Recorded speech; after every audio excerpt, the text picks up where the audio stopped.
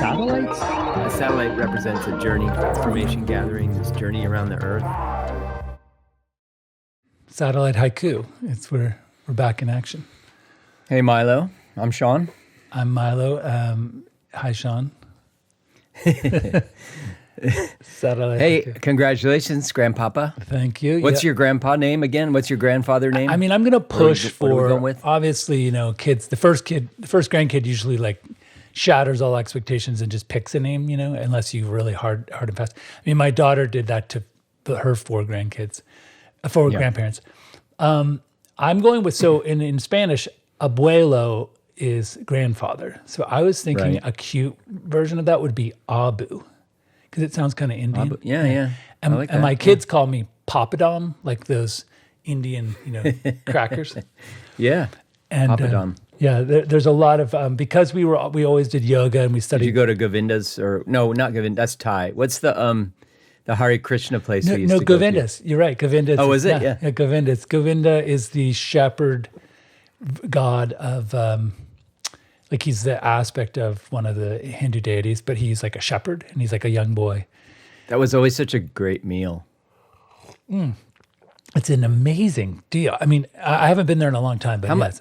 Yeah, it was like, I'm trying to remember. It was just a couple dollars when I lived in Tucson. Yeah, there was and you had this incredible meal, and then I think the catch was you just had to, you had to sit through a little bit of a talk? I can't remember. I think you're thinking of the Sunday one, and what it was they have this like kitchen or restaurant style thing during the week, and then on Sundays it was a special feast, and so. But that was at Govinda's also? Yeah, and you didn't have. Oh, okay, yeah. It was like $3, and you didn't have to go to the ceremony. Like you didn't. A lot of people just. They kind of wanted you to. That was sort of okay. That's right. Yeah. It was meant to be kind of like a pull, like a magnet to get you to stick around. Right. And I think it was.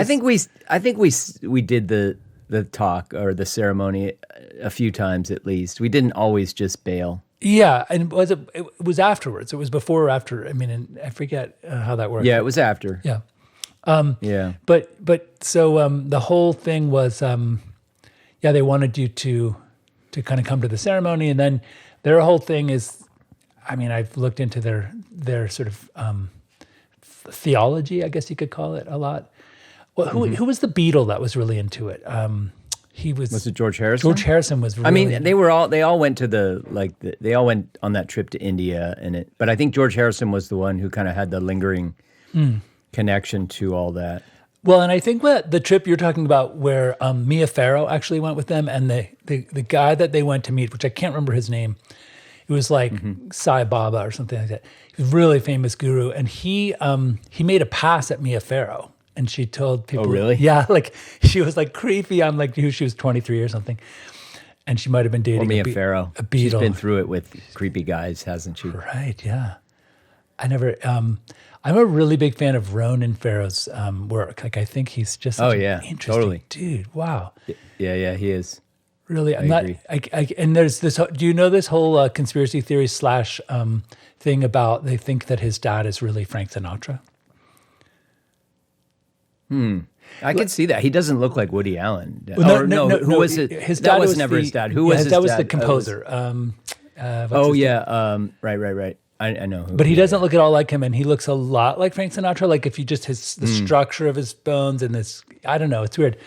And they had been married. Frank Sinatra and Mia Farrow had been married, got divorced, and so the theory was that like they had like a post-divorce affair or something. And I don't know exactly how that would work. It's interesting how like certain artists manage to survive some awful scandal or awful revelation of who they of their true nature or whatever. You know what I mean? Like you think of, and some don't survive at all. Like they're canceled, to use that word, right? Like you think of Bill Cosby, right? Like Bill Cosby's toast. His career's toast. Like he'll never do anything again.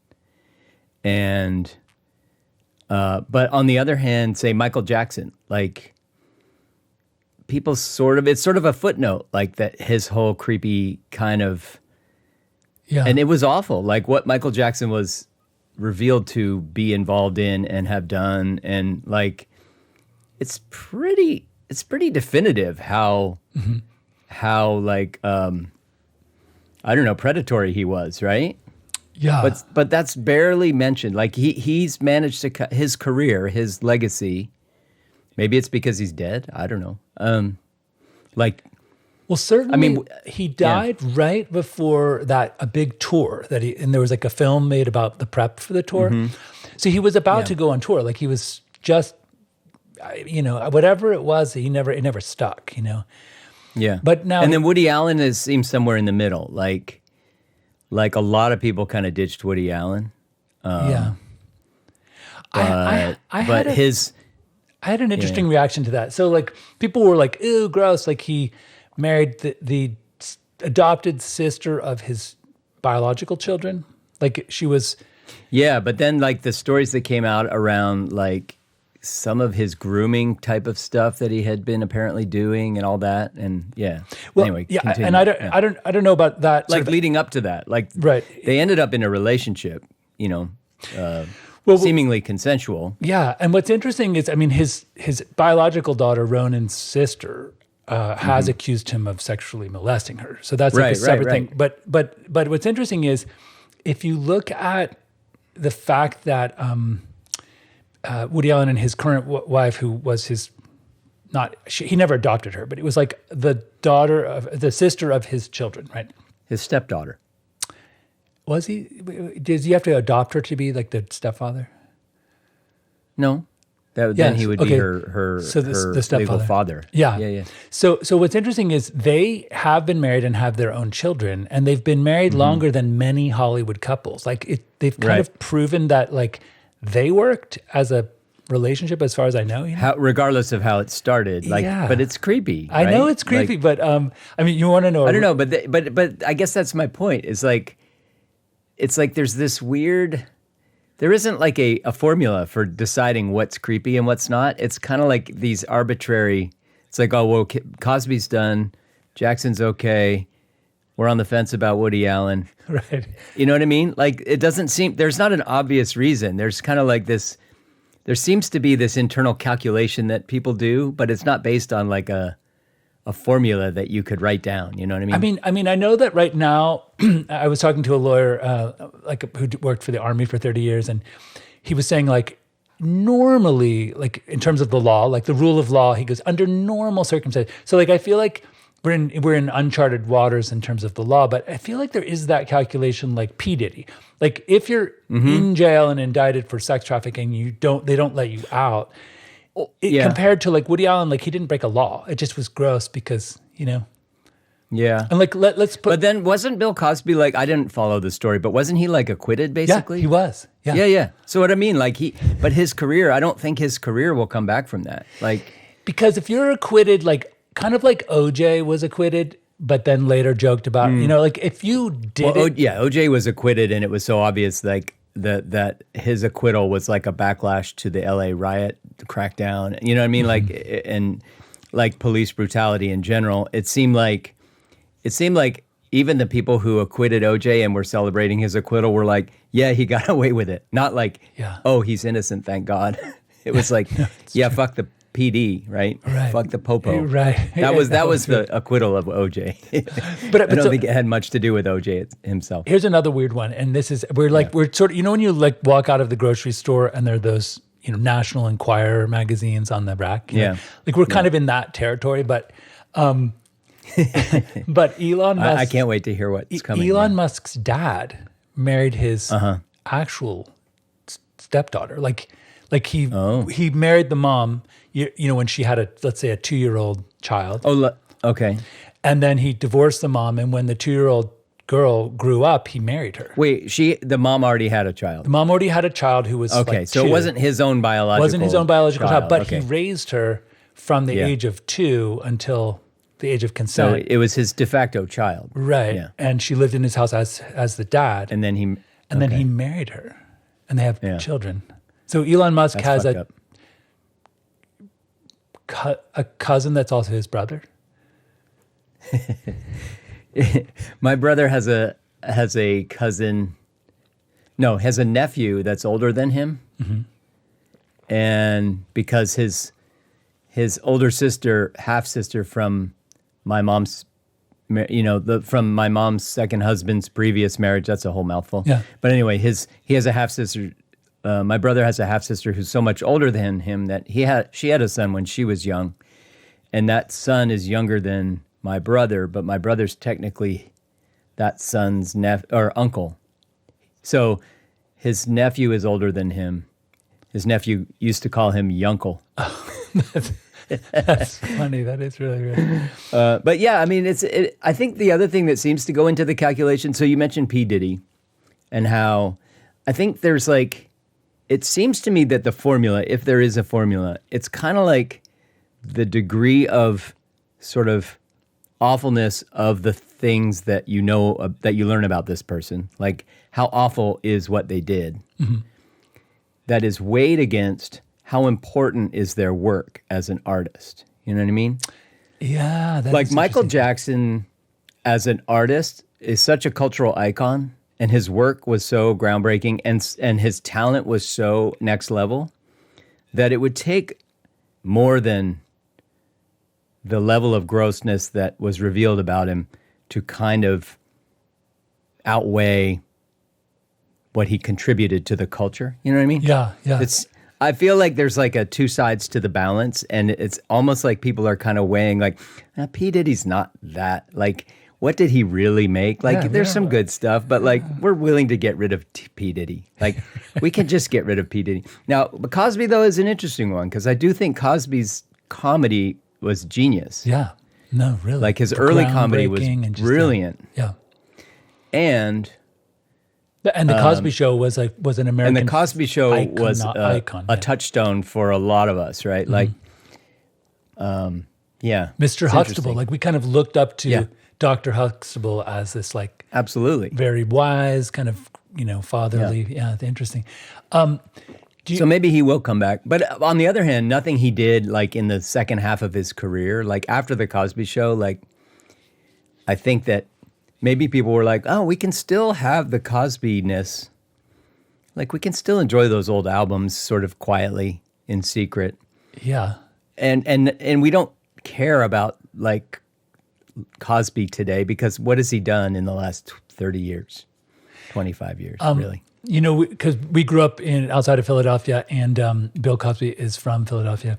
I used to go, just in Jenkintown, I had an allergist, Dr. Halbert, and when I would go and wait in the waiting room, it was in the back of his house there, he had a little office, and Bill Cosby's wife was also a patient. And so she would often, I guess we had the same appointment on the same day or something. So we would often just chat. And I remember that their son played He played on Georgetown, or not, George School. Yep, George School. High school lacrosse. And we used to, when we played them, we would be sort of excited. Oh, Ennis is going to be there. Yeah. Yeah. And Bill Cosby would come to those games. And so he would walk up Sometimes and down. Bill Cosby would be at those games. Yeah. Do you remember was that the son that was murdered? I think there was one son. Yeah. That was the son. Mm-hmm. Oh, well. Mm-hmm. It was a carjacking or something? He was just killed. I think so. It was either a carjacking or he got hit by a car that was, there was some, had to do with being on the side of the road, and either he was being carjacked or he was waiting for help and somebody, I don't know. But yeah, there was some. Michael Jordan's son was sleeping in a rest stop in a really nice Mercedes, and someone shot him. Do you remember that? Oh, wow. He was a teenager, a 17 or 18. So I might be mistaking them. But anyway, so we were. Yeah, me too. We were talking about right. The other thing that occurred to me was I remember, for some reason, being in the field house. I'm visualizing this moment where E.B. Glenn, who was our teacher, remember that? And we were talking about Wagner and how remember that? Some ministers were saying Wagner was such a terrible person, we shouldn't listen to his music. Well, absolutely. I mean, that's the other thing I was thinking of. There are so many artists and cultural figures, not just artists, but this idea of tearing down. Remember when Civil War monuments were being torn down, and that made sense. But the sort of the tearing down of monuments started to bleed over into, well, Thomas Jefferson owned slaves, so let's rip that one down. And George Washington also owned slaves, and he was his sort of conduct toward the treatment of the indigenous peoples was, I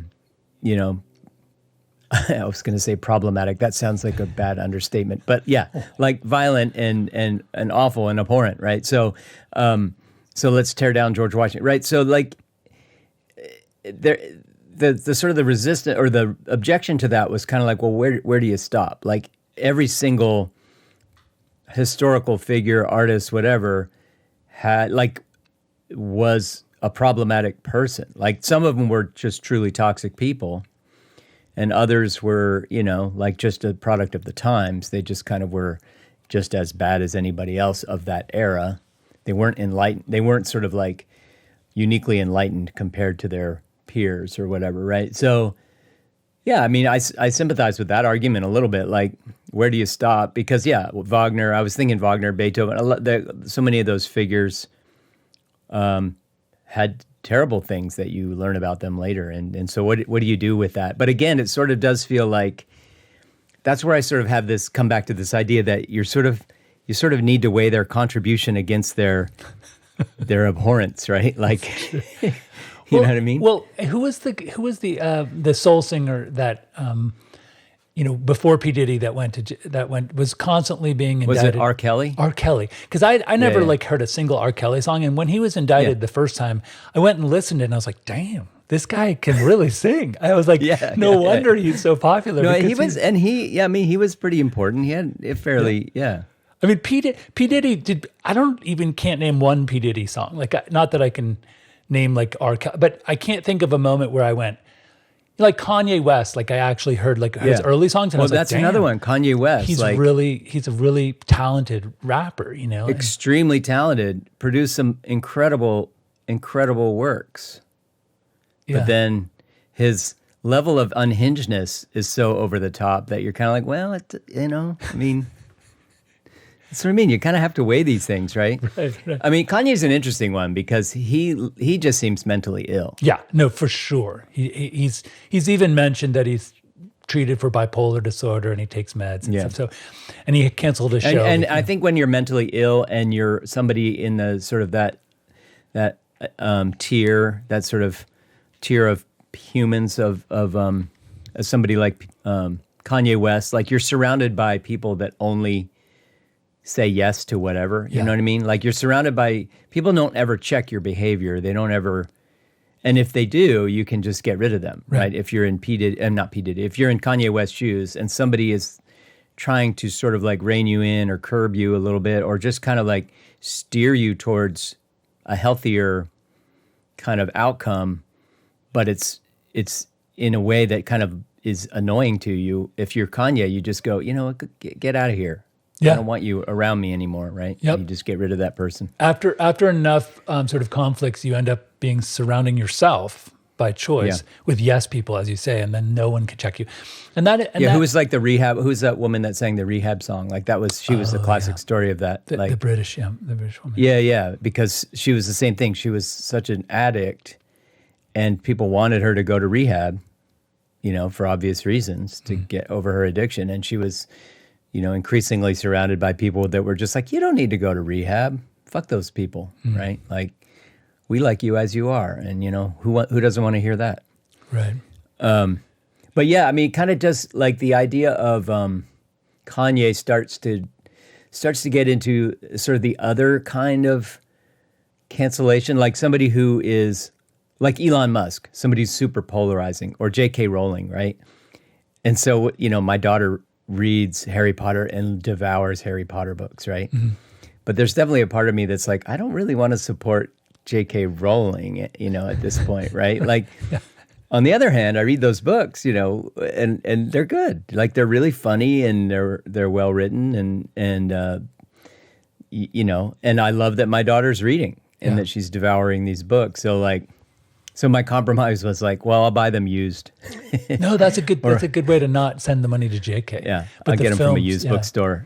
And that way I'm supporting a local bookstore and not supporting JK. I'm not paying the publisher any money for them. Well, yeah, no, that's a really interesting one. And what's interesting with Kanye, and like, remember Mel Gibson had this sort of anti-Semitic rant that he was caught on tape yelling at a deputy sheriff or something. Yeah. Right. And the thing is, like, let's see, if Mel Gibson hired me, would I work for him? Maybe. I don't know. I guess I'd have to meet with Exactly, him. because like he's talented. Yeah. Like I watched that movie Apocalypto that he made. No, I love that a couple movie. years, Yeah, really. and like the first hour of Apocalypto is just phenomenal. Yeah. Yeah. I've watched it. I think it multiple devolves times. a little bit into like kind of a little bit of an action movie that's a little formulaic, kind of the second half of it. But the first hour of Apocalypto is so original and so beautifully done and so like riveting. You can't. It's absolutely phenomenal. It is. And so It's so you know, beautiful. again, I think when I first watched that, it was in one of those moments where we were hearing things about Mel Gibson. It was like, I don't know if I want to watch Apocalypto because it's sort of like it's an endorsement in a way of this guy. And I watched it and I was like, God damn, that is amazing. It's really beautifully done. And I've watched it from a lot of behind the scenes because it was he used this Panavision digital video camera that was like the first of its kind. Like you couldn't buy one, you had to sort of rent it from Panavision, and they used it for a lot of the scenes. And he said it made shooting it a lot easier. Like it could do high speed, they could watch. I guess the big thing then was you had to like send out for dailies, and they would like run the negative and make some cheap prints, and then you could watch them on film. But you needed once it was video, you could just watch it right then, like on a screen. Yeah. So like you could see what was being recorded, and you knew if you got the shot or not. So that kind of was a game changer, he said. But it was so long ago that it was like one of the first video cameras, that you could, like pro ones, And Cool. and those cameras recorded in, I think, HD, like 1920 by 1080, like really low, like you really would early HD, really early on. but at this by the standards of today, pretty low. Yeah, like it's a quarter, 25% of a 4K frame, which it was projected in the theater, and That's interesting because like just when you think of the subject matter and what was in those shots, and I haven't watched it. I never saw it on a big screen, so I've only seen it on my screen, and I haven't watched it, definitely for a few years. But it does seem like a film that would really be kind of you want it to be shot in as sort of high res, maybe even old school 70 millimeter or something, because of the visual content of that film almost demands it. So it's interesting, like to think about the fact that it actually isn't filmed in very high res. It's true. I love I love when they come into the city, the big city, when they and the people of the city almost look like aliens to the people of the jungle. You know what I mean? Like they have crazy teeth, like they're filed teeth or dyed, like colored teeth and crazy hair. And it reminded me, like when I later saw The Hunger Games, it made me think of that same scene. It was just like this culture that's so decadent and so bored and so looking for any kind of way to sort of find some thrill that they've sort of become this alien species almost. Mm-hmm. Yeah. So The Hunger Games was kind of like, it felt like it almost like borrowed from that that aesthetic or that idea. Or maybe The Hunger Games borrowed from, history of Aztecs or history of the Mayans. That's what I mean. Right. Borrowed from that same history. Yeah. Yeah, I was listening to a podcast on NPR about Cortez arriving in Mexico City and how mind-boggling, like how in some ways, I mean, they didn't have steel and they didn't have gunpowder. Yeah. But the architecture of the city was just like they built it. They were blown away by it. They built it. I think I might have listened to that. Yeah, same it's really podcast. fascinating how, with what they did have, which was what's that black glass that's from a volcano? I think it's called basalt. No, it's basically acidium. There's I think it's like acidium or residium. Obsidian? Obsidian, yeah. So the obsidian was their sharpest, hardest material. So they would go collect it from around volcanoes, and then they turn it into knives and spears and things like Arrowheads that. and Arrowheads, whatnot, but it was yeah. like it was brittle and it would snap if you tried to. You couldn't use it to break a rock. Yeah. But so it's fascinating, like what they were able to do without steel and without gunpowder. Yeah. So Yeah. but yeah, it's an amazing. And then I think I told you that I went to Mexico City maybe 2 years ago, and they had Mexico has one of the best archaeological. Like they have the Museum of Anthropology that's just world class. Like it's just so well done, and they've documented pre-Columbian societies and peoples for so long. But they had recently uncovered in the central square in Mexico City that Montezuma's castle, that the walls and the pillars, especially in the front gate, there are these cylinders that are like 30 feet high, and that they're made out of skulls, Oh, wow. just like bricks. Like they took skulls Yeah. and piled them up and then covered over them with plaster. Wow. And when I was standing there looking at it, I was like, "Oh my That's like God, this is Indiana Jones shit, like that. Yeah. Like you can imagine walking into that temple and having the ghosts of that place, or that walking into that building and have the ghosts of that place just tear you apart, like you're some kind of Indiana Jones trespasser. Totally, man. And what it occurred to me was like because the number of skulls that went into the structure of the castle, it was like generational. Like they were. It was like before Montezuma wasn't even born before they started it. Right? It's so many Wow. skulls, and I thought like this is an industrialized skull. I mean, and what it occurred to me was, you ever like wonder about like certain places on the planet seem to be like just dark energy magnets for violence. Hell yeah, yeah. Like the Middle East, for instance. Sometimes you'll go to a Fast place appears- and you just feel that, and then you wonder, what was there something like that happened here? Yeah, like you feel the energy before you know anything about the place.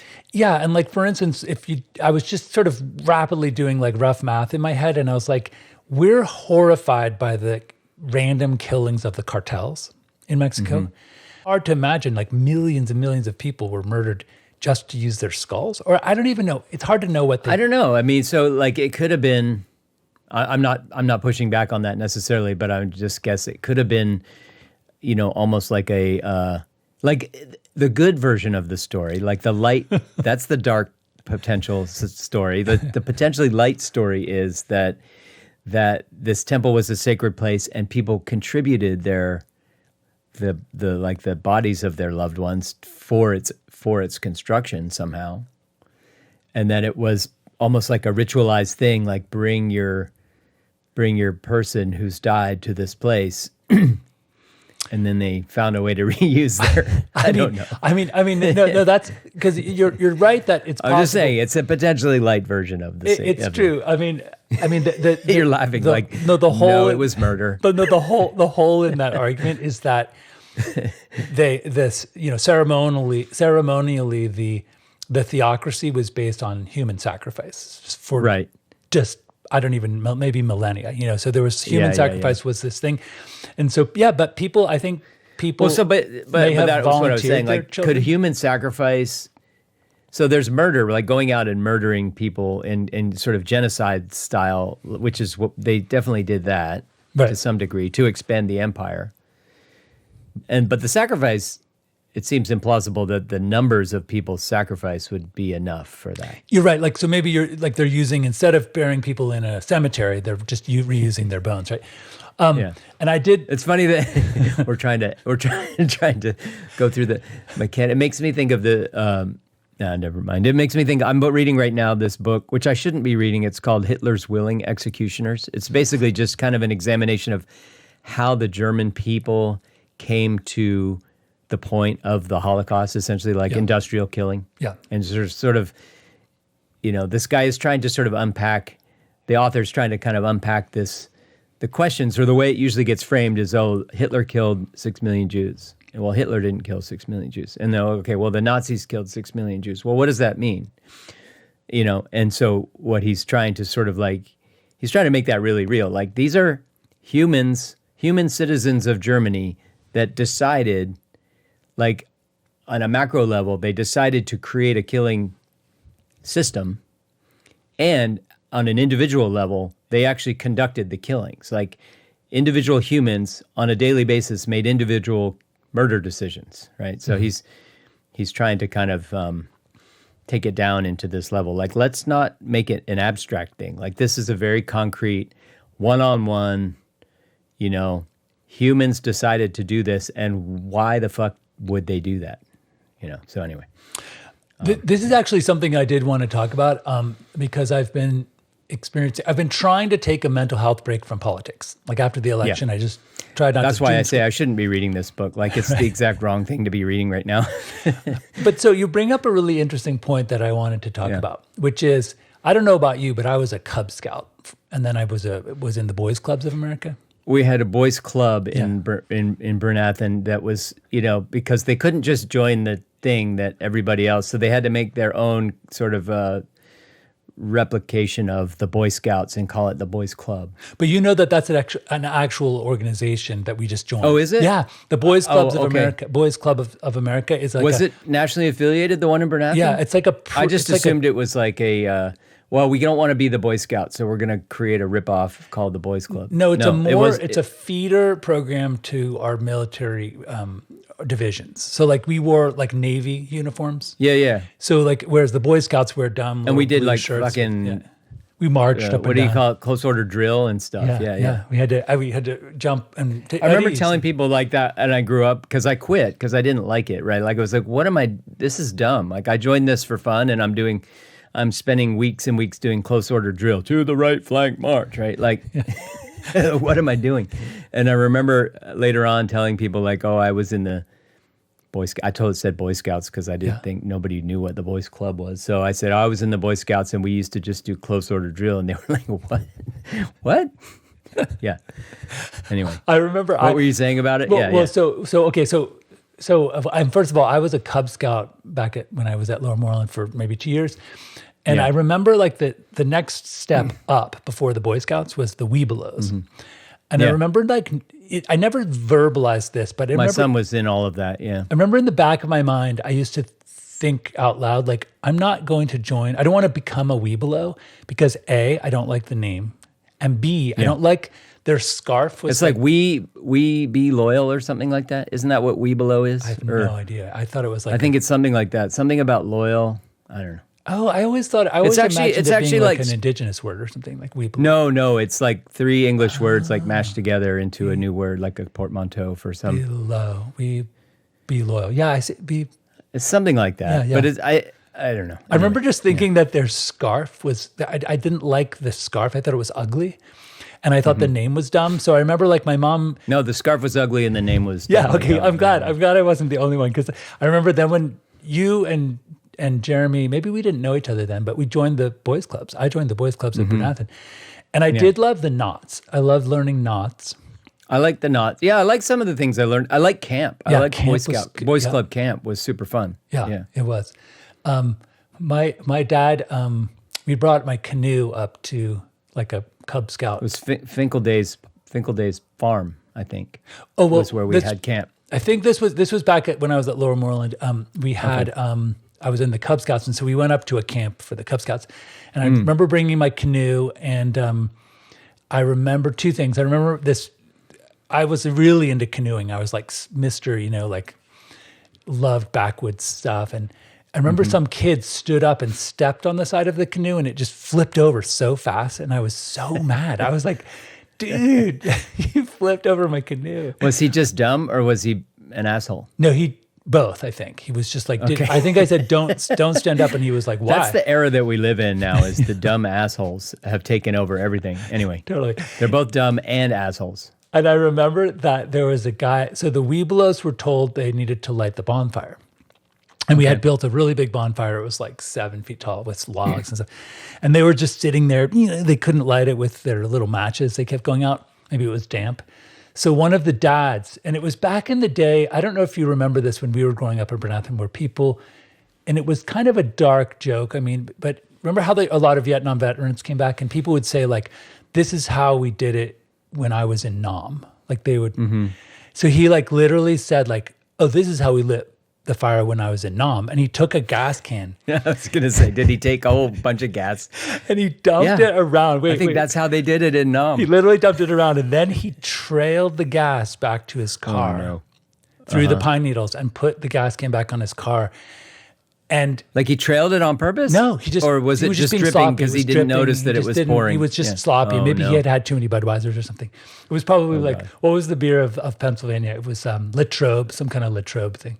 Oh, Rolling Rock. Rolling Rock. Or Schlitz. There was Schlitz, Black Label. Those were like Leinenkugel, Black Label. That was Leinenkugel is a Chicago one. There was Yingling. wow.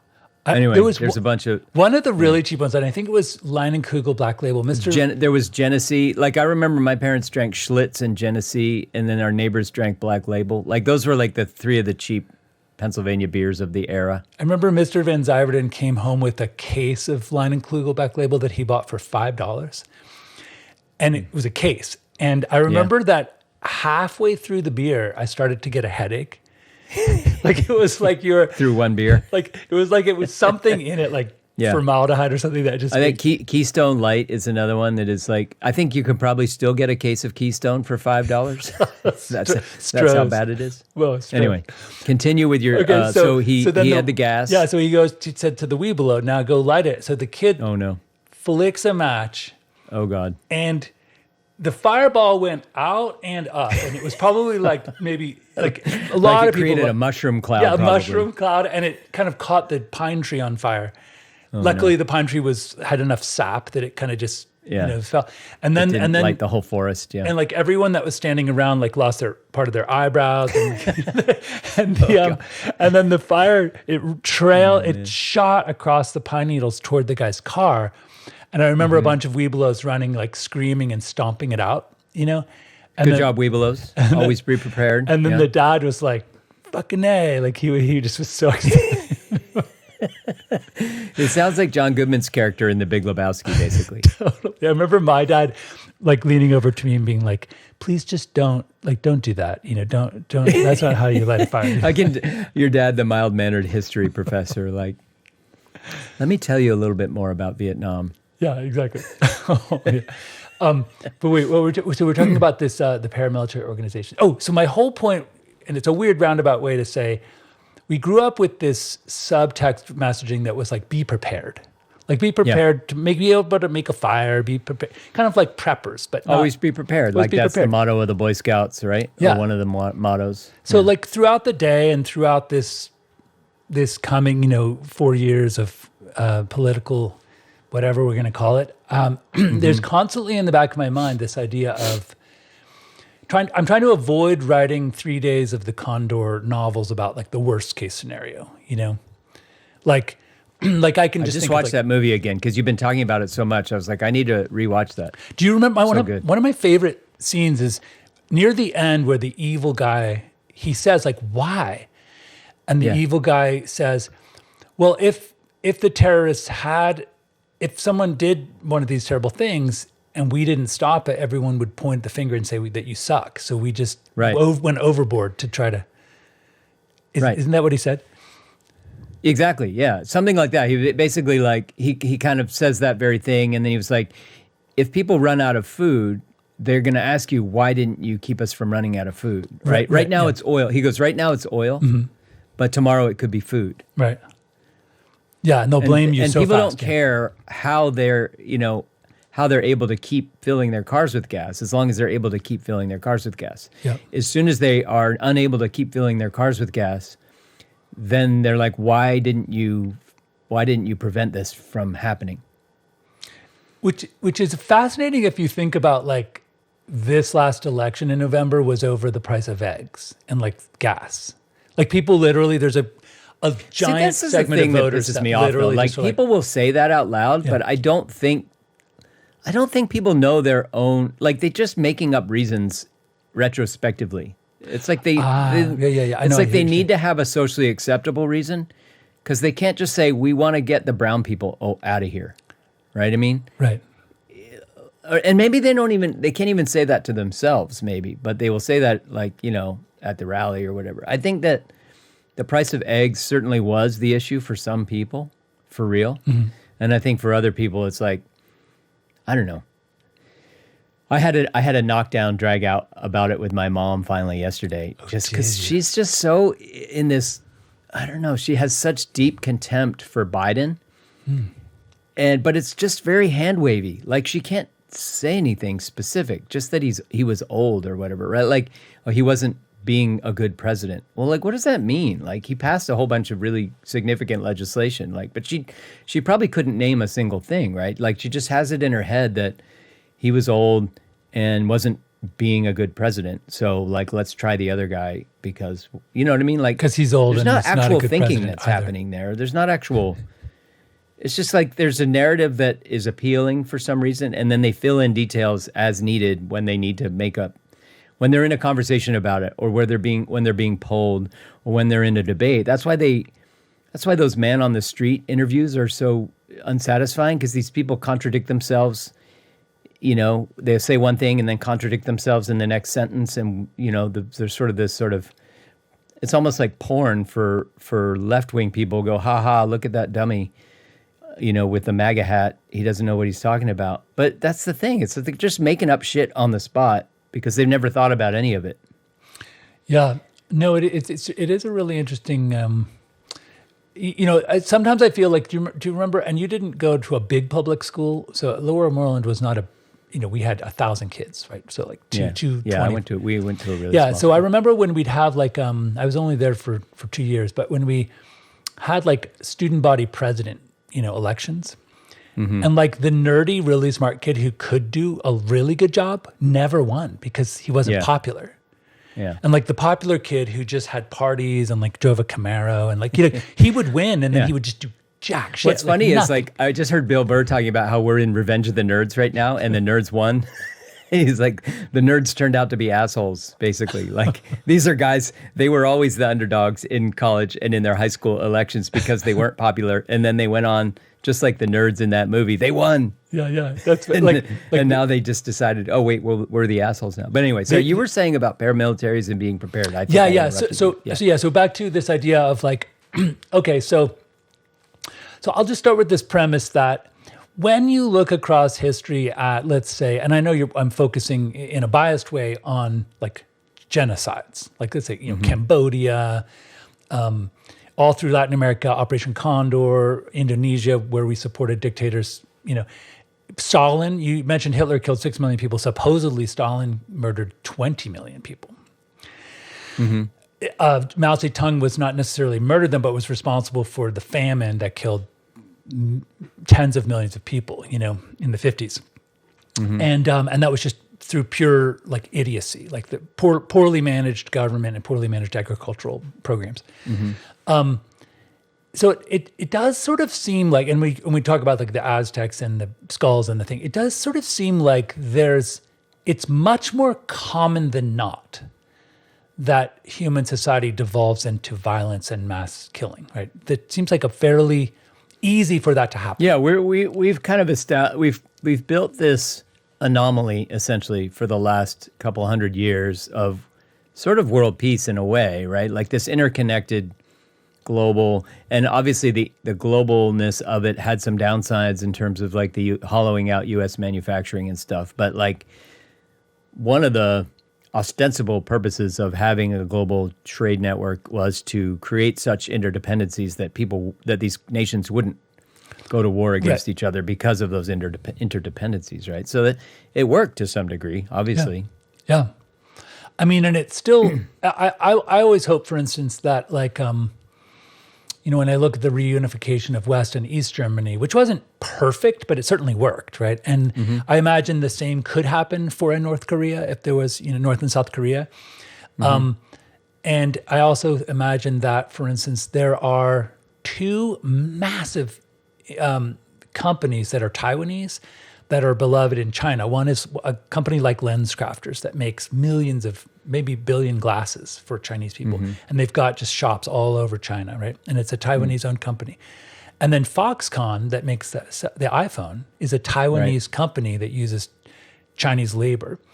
And so in order, if Xi Jinping really wanted to sort of fuck up the economy, like invading in Taiwan in a violent way, would disrupt, as you say, like disrupt the supply chains, and people would be like, "Where's my fucking iPhone? Where's my glasses?" You know what I mean? Like it would be rough, right? So in some ways, like that, and the chip. I mean, China was dependent on Taiwan for chips. I mean, everyone was, right? Like because yeah. Okay, so back to my idea. It's like it seems like it's easier than not. More often than not that we've devolved as civilizations devolve into violence and chaos and disorder. Yeah, and it seems like the rise of the strongman is like we've been lucky enough, other than our civil war, we've been lucky enough not to have a dictator. You know what I mean? And so many other countries like that, look at the Arab Spring and just so many other countries. I would hope that our country would be more like Viktor Orban, where it's like a kleptocracy, but it's not like you're throwing the leftists out of helicopters. You know what I mean? It's just like annoying, and all the professors and all the brain drain just left. They just they couldn't work at the university, so they went to next door. And that's bad for their economy, bad for their innovation, bad for a lot of things. But it's basically he wants it to be a kleptocracy, right? And that's what it looks like, that Trump just wants it to be a kleptocracy. But he's unhinged enough that I do fear that he could have those sort of like dictatorial.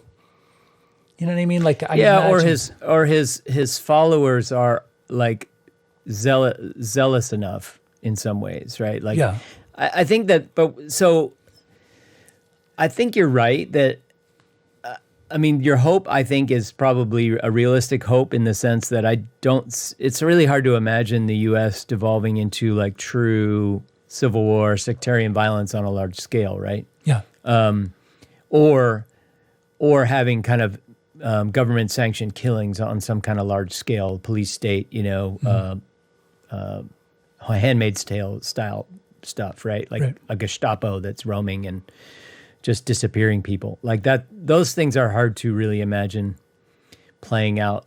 At the same time, like we're already seeing, like if you're on the margins, if you are, they just deported several hundred people to El Salvador, to like a really harsh prison in El Salvador with no due process at all, right? So, and they're just saying, oh, they were criminals. Well, if you can just say anyone's a criminal and disappear them to a prison in another country, like that is dictator shit. It is what you're fearing. It's just affecting people at the margins, not white dudes like us, right? And so it's happening, and we're there already. It's just depends on who you are, and whether you are one of those vulnerable groups. And so it's kind of up to the rest of us who are not in those vulnerable groups to say, hey, we're already fucking there, because that's just what happened. And some of those people, even all of them, could be criminals potentially.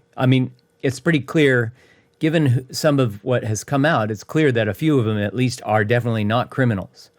And that's terrifying. But even in a reality, even if like you took the administration at its word and you said, yeah, okay, they're all criminals, due process exists because they're supposed to have to prove that somebody's a criminal. Yeah. Or a non-citizen or whatever. You can't just round people up and put them on a plane and ship them out. And then when the judge says, hey, turn that plane around, you go, too late, haha. That's what they did, right? They literally, like the president of El Salvador literally tweeted, haha, too late. Like, oopsie, too late. That's what's his verbatim tweet, or his excrete. Oopsie, too late. Like, they think it's hilarious, and then they're releasing fucking porn videos on Instagram about it, like basically, right-wing violence porn, and calling it ASMR, and, these sort of slick propaganda videos of shackled guys being led onto a plane. So yeah, that's we're there, essentially. It just depends on what part, which group you're part of. It's that saying about Nazi Germany that first they came for the, and then I wasn't that. So, and then there was no one left to stand up for me, because it's like you and I, like, white Northern European of ancestry, middle class, educated people with means, to hire a lawyer, to, you know, we're protected in some ways. Like, I mean, when I drive through any kind of checkpoint, like it's almost annoying because my wife is sitting next to me and I'll undo my window and like I would be like swinging like that, and he'd be like, try to come to a full stop and be like, hi, and he'll be like, keep moving, like, you know, you get the hell out, Whitey, you know, like we don't need you. And my wife is always like, it's so weird how like white privilege is just so powerful in America, you know, like she sees it firsthand. Yeah. But so I guess my point is, on a daily basis, like I'm running this, I can go to a very dark place very fast and write the novel and the screenplay about how we would, how the underground would work, you know, how we would have to interact with no names, no faces, like use Signal and all sorts of encrypted shit. But I also don't, like I don't know. Yeah, I guess we're just going to have to wait and see, right? We just, what do we do? How do we sort of, in this level of uncertainty, when do we march? When do we take to the streets? You know, when do we? Well, I mean, I think we should be, and you know, there's huge protests already in a lot of cities. There has been very little here in the Bay Area, weirdly. But like LA just had a big one yesterday. There was a huge march in LA. So like I think we're there. I think we're at the moment where we need to be in the streets. So can we game theory it out and just say, last time he asked Mark Esper, why can't we just shoot the protesters in the legs? And Mark Esper said, you can't do that. He also wanted to deploy troops to, you know, shoot the protesters in the streets. Like I don't see any person in his administration that would be a check and a balance against that kind of definitely impulse. Not. So when I think at this point, if you are in the streets, you are potentially taking that risk. Yeah. But on the other hand, I think fascists feed on fear. Yeah. And you got to fucking starve them, right? So you have to be willing to be there despite that risk, I think. And it also, and I'm looking, not every day, but I keep looking for, I just don't, my problem is I don't know, like, who's organizing and, you know what I mean? Like, where do I sign up? It's kind of the thing I'm struggling with right now. Cause like I said, there doesn't seem to be a lot going on in the Bay Area. I could have driven down to Palo Alto yesterday to protest in front of a Tesla dealership. That seemed like that was happening in one dealership, right? And yeah, I mean, I'm ready to be on the streets personally. What do you think about these movements that I've seen on social media where people say like, let's say there's a blackout on buying things from, I don't know, Starbucks or something. Like you just boycotting a large corporation for a whole day. Oh, on February 15th, nobody buy anything from a big company at all, right? Right. Yeah. I mean, and do you think that is it just look like a little blip in their accounting sheet ledger, or does it like actually hurt? And does it send a message? So I think maybe it's, I think if it reaches a large enough scale, I think it can be a financially significant thing. I think, even if it's a blip, though, even if everybody starts doing it again the next day, if let's say this turns into a relatively frequent thing and it happens on a large scale, I think it starts to just say there is a movement that exists. Look at that dip right there. It was only a momentary dip, but look how big that dip was. Mm-hmm. Like, people are talking to each other and stuff is starting to happen. So I think it's an indicator maybe more than it is an actual consequence. Like the unionists that I am adjacent to. Yeah. I mean, I am part of a union, so the IATSE, like Film and Television Union. Mm-hmm. And the unionists are very vocal, and they're organizing, and their whole thing is the answer to oligarchy is to organize, because when labor does say we don't want this and they boycott things and they strike and stuff, it does make change. I mean, it just it can be violent, like people can hire Pinkertons to come beat you up when you're organizing, or they can back down and be like, damn, let's give them a raise, just to shut them up. So it's an interesting, I think, part of me, I have a 401k in the stock market, and part of me was horrified that it went down. And part of me was like, Donald Trump looks at the stock market and he's proud of it when it's up. So he's been saying like, there'll be some short-term pain, like, and he has this strange fantasy. He's been trying to struggle to come up with some narrative for it. Like, oh, it's Joe Biden's stock market, right? Like that's something they've been trying. It's like, oh, we're still recovering from Joe Biden, right? This is the recession that they've been predicting for 5 years, and we're finally seeing it. You know what I mean? They're trying some of that stuff. And then they're also saying that other thing, which you just said, like, oh yeah, well, we're ripping the Band-Aid off right now, and it's going to cause some pain, like these things these narratives aren't really sticking that well. And to your point, you talked about the way to fight oligarchy is to organize. I think that's one of the other interesting challenges, is that all of this is a slippery slope. There isn't like, there isn't a moment where you're like, oh, a big thing happened and now we are a dictatorship, right? Like there are these sort of dominoes that fall one by one, right? And then you go, are we in is it a kleptocracy? Is it an oligarchy? Is it a dictatorship? Is it an autocracy? Right? Like, there are sort of fuzzy lines between these things, and which one are we fighting?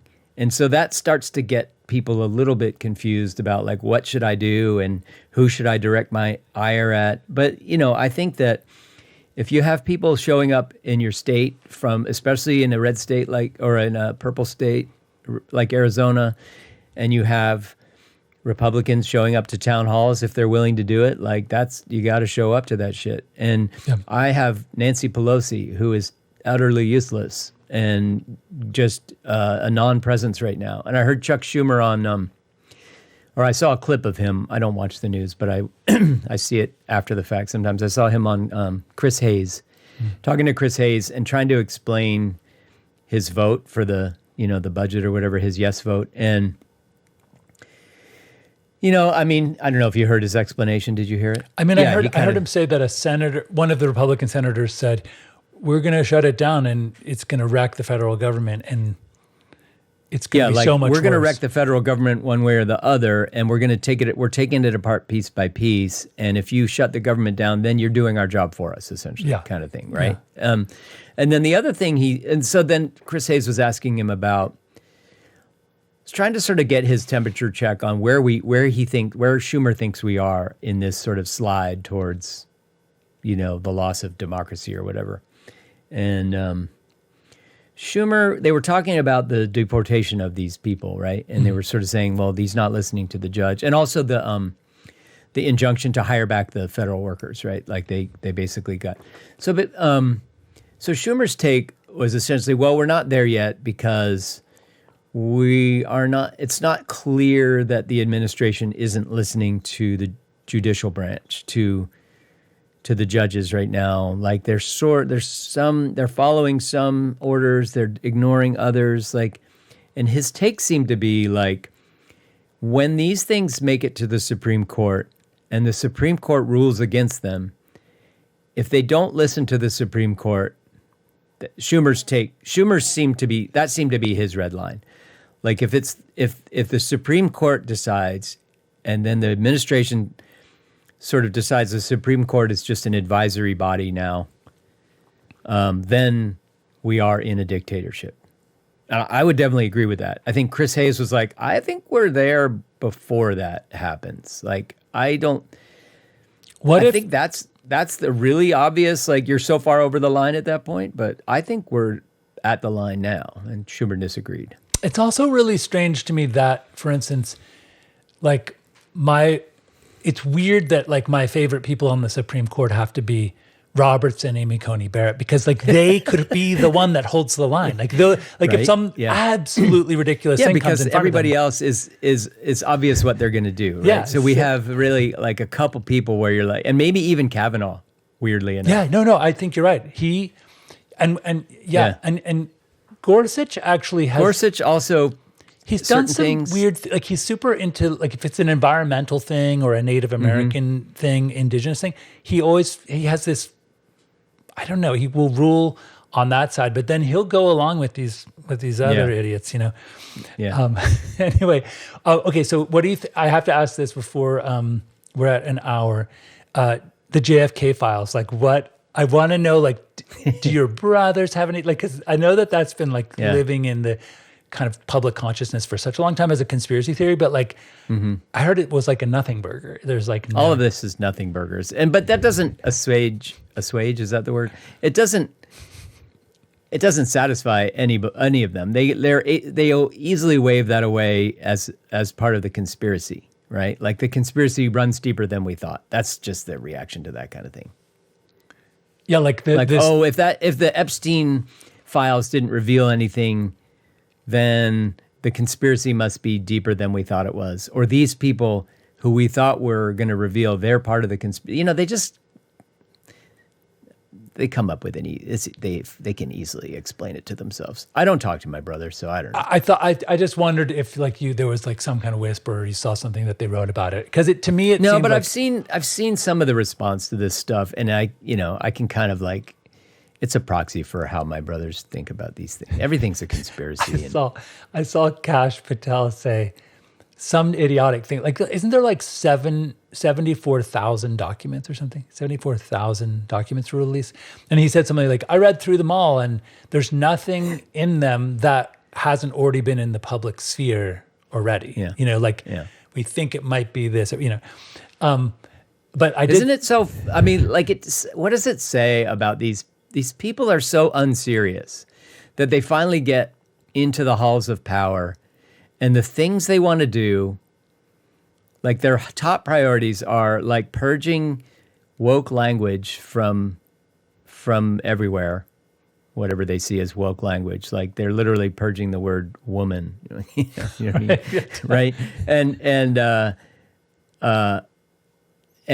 then finding out about UFOs. Like, or whatever. Right. Or like deleting. Like, these are their top priorities. Deleting a page on like the Arlington Cemetery site that says the Tuskegee Airmen or something. Like Colin Powell was the first African American general. You know, like delete that page because those are their priorities. He happened to be the first. And then they're like, oh, the big thing we're going to do is we're going to dig into the Epstein files. Finally, we're going to solve Pizzagate or whatever the fuck. Like that's the thing they've been waiting for. Like Kash Patel is like, I'm finally powerful enough to figure out if Pizzagate was real.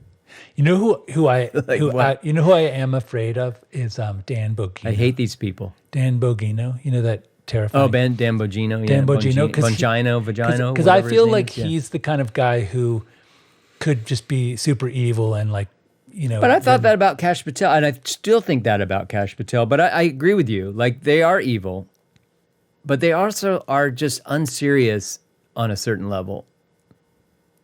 Right. I think that people, and I don't know. So there's an infamous dude named Richard Hanania. Do you know him? No. Nazi guy. Contemporary, contemporary, famously contemporary dude. Like he's a right wing thinker who wrote, you know, anonymously on Nazi bulletin boards some years ago, and then it was sort of like he was uncovered or unveiled, and then he disavowed that stuff, but he's still pretty much basically a white supremacist. And anyway, so. But he writes op-eds for like, you know, he gets invited to write op-eds sometimes, even for like Washington Post and stuff. So like, he's been kind of laundered. His reputation has been laundered to some degree. But even it's interesting because he's so far on the right wing, and I don't agree with any of his views about anything. But even he has been writing recently about the problems with Musk and these guys, and basically his take is like, just how dumb they actually turned out to be. Like, just unserious and having no like his big problem with them is they have no respect for like truth and intellectual rigor and honesty. You know, it's all about power and they're willing to kind of wield stupidity as a weapon and ignorance as a weapon and conspiracy theories or whatever, like, and that's, and just how he's sort of like ruining this idea of the world that they want to create. It's so weird to like read this, basically a Nazi kind of going, what are these guys? Like, he's so upset at what Elon Musk is doing because he sees the future that they want as stupid, essentially. And that's his big problem with it. Okay, so here's my first world problem. Yeah. So I go to Time Market.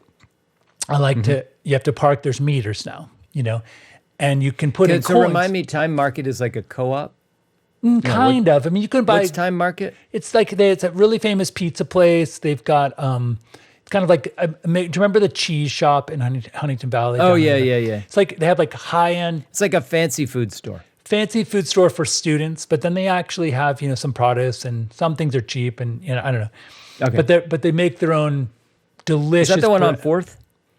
It's right around the corner. So it's on University, right east of 4th. Maybe one block. Yeah, we don't need to know all the details, but yeah, Time Market, fancy. So I go to Time Market. High-end food store, student food store. Yeah, like a good breakfast place. Quality foods, like they make their own breakfast stuff. And they have meters now, and you can put coins in the meters.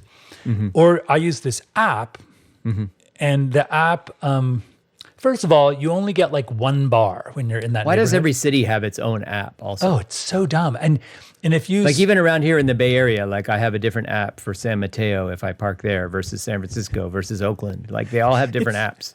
I remember that when we were renting the scooters in San Francisco, they were like bike app and a scooter. And like they come up with a fancy name, like let's call it Birdie. And you're like... Yeah, Bird and Lime and... It doesn't remind... Anyway. So okay, so this you app have is, the app, you have the app or you have coins. Those are your and options. And it's so stupid when you search for the app, you have to know that its name is Go Tucson. But if you type TUC in your app search, nothing comes up. You have to type GOT. So that's kind of annoying. But once you've done it, dumb. It's That's pretty bad search. Yeah. Yeah. So then, so you run through the app, and the meter. I hate this street fair. Do you know how the 4th Avenue there's a street fair? Oh yeah. Oh, I just hate it. Like I've hated it. Yeah. Oh, and there's one in the fall and one in the spring, and it's this weekend, right? So I'm going up the street, and of course I drive past a big sign that says like "road closed," and I'm like, oh fuck! But they let me go all the way up, and I make a right into, and then they've got those damn red bags on the meters. Where they're like reserving them for some street fair person. No meter. You can't use these ones. Yeah. So anyway, I go to these jacked meters down the street a little bit, and they don't. The sticker that's on the side that says the zone and the meter number is missing. There's no sticker. Yeah. So I'm like, pull up the app, and I'm like, what the fuck? Like, how do I pick which like zone? what's the number that I put in for this one or whatever? Yeah. So then I see there's like a little black. Someone put like way down at the base of the pole. It says like 16. So I think that must be the meter number. I'm going to go with that, and if I get a ticket, I'm going to fight it. Yeah. I'm take pictures of the app and shit. So I go to, and this is one thing I cannot stand is I go and I pay on the app.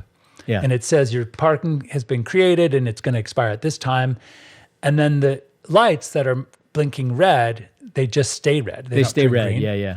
There's no indication that you've paid for the meter. Yeah. I mean, sometimes in Tucson they'll turn green and you'll hear like a beep, right? But maybe 70% of the time. And so one day I flagged down like a meter, like a parking czar guy with like, his little giving tickets. And I was like, so when I pay on the app, and it doesn't turn green, like, are you going to give me a ticket? And he goes, no, I have an app too. And I just checked your meter with my app. And I was like, something about that user experience is so poor. There's like something about like that you pay and nothing changes, and you're like, you trust that some dude is not going to give you a ticket. And I had enough tickets. I mean, there's probably like, they probably need to upgrade that meter to the smart meter, whatever, right? And then the one that's the 70% or the 30% that you've talked about that have been replaced with a different model. It does seem really dicey. Like you're trusting these, like the word of these gaps to be filled magically by like I could say to the judge when Yeah. I'm fighting the parking ticket and it's like a $50 ticket, I could be like, hey, this parking meter dude told me that he would check the app and I was fine. And the judge would be like, that's not a good excuse. Like, did I ever tell you about fighting the one time I fought a ticket in Philly? No. This is such a beautiful Philly moment. Like, shows you how the vibe is in the East Coast cities. Like, so I parked in Philly, and it was metered till like 6 p.m. or something, right? So I parked at this meter, and it was literally like 5:50 p.m. or 5:52, or you know what I mean? Like, it was so close to the where you didn't need to use the meters anymore that I didn't bother putting any money in it. I just walked away. Well, I came back and I had a parking ticket, and it was like at 5:57. Some insane thing, right? So I was like, what the? So I was like, I'm fighting this. So I went to the, back then you had to go to, this was before the internet, so you actually had to go fight it. So I had to show up at the courthouse. So I drove, like I made a second trip. I probably took the train. It probably cost more money than the parking ticket. I don't know. But anyway, I went to the courthouse, and for fighting parking tickets, you didn't go into a courtroom. They took you into these little conference rooms where you sat with a judge, like one-on-one. And it was a tiny little conference room, like smaller than my office here. And so I'm across the desk from a judge, and he goes, all right, what's your story? And I showed him my ticket. I was like, well, I parked, and it was close to 6 o'clock. I parked, and he just grabs the ticket out of my hand, and he goes, they gave you a ticket at 5:57? Case dismissed. He was so outraged. He didn't even let me finish my story. He looked at it and he just dismissed it. And I felt so gratified. I was like, I love Philly sometimes. I have a very similar story where my daughter was born in January, and she always wanted to go for her birthday up to the snow in Mount Lemon. Mm-hmm. So you get up there, and then the kids want to play on this hill, and there's a no parking sign, but like there's 1,000 cars because everyone's playing in the snow, right? So I was like, all right, we got to park here. So I parked there, and of course we get a ticket. And it's like the Pima County Sheriff's Department or something, ticket, right? It's like a sheriff. And so I go downtown, a week or two later, I call to pay my ticket. I wanted to pay it because I'll forget, right? It's like $25 back then. And the woman goes, oh, yeah, you can't pay it because he hasn't submitted his tickets yet. Like they're just in his car, and he has to submit them, and then you can pay them. So I was like, but how? That just seems really sketchy, Like I think he's going to just sit on them and then dump them, and so of course that's what happens. And then I get this like letter that says like you're a scofflaw, you owe $500, you didn't pay your ticket, and I was like, oh my god. So I go down to fight it, and I go. Nice use of scofflaw, by the way. That was right. So I go into the judge, and the judge looks. I had to write like a letter and explain what happened, and he read it. And he goes, I'm going to dismiss this. You know why? Because that happened to me. And he like shouted so loud, and he handed it to the bailiff or somebody. He's like, dismiss this ticket. He was so furious. Like, that happened to me. Yeah. It's nice when people like are kind of with you in your outrage. Yeah. And it's lucky that it did happen to him, because otherwise he would just be like, well, pay the $500, Yeah.